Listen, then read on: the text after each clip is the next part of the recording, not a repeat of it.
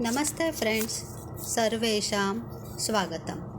Today 13th shloka of Shri Aditya Hrudayam. Vyomanatastamo bhedi rukyajussamapāragah ghanavrushtirapam mitro vindhyavīthiplavangamaha.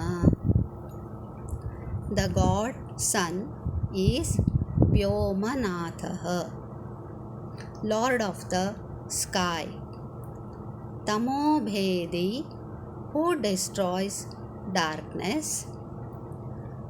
Who knows, that is Paragaha, Rigveda, Yajurveda, Samaveda.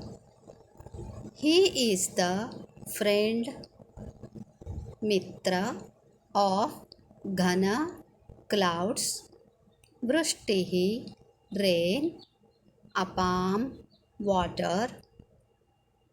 He jumps, Plavangamaha, on the Vindhya mountain, Vithi, the way, daily. ಸೂರ್ಯದೇವನು ಆಕಾಶದ ರಾಜನಾಗಿದ್ದಾನೆ, ಕತ್ತಲೆಯನ್ನು ಹೋಗಲಾಡಿಸುವವನಾಗಿದ್ದಾನೆ. ಋಕ್, ಯಜು, ಸಾಮ ವೇದಗಳನ್ನು ಬಲ್ಲವನಾಗಿದ್ದಾನೆ. ಮೋಡಗಳಿಗೆ, ಮಳೆಗಳಿಗೆ ಮತ್ತು ನೀರಿಗೆ ಅವನು ಗೆಳೆಯನಾಗಿದ್ದಾನೆ.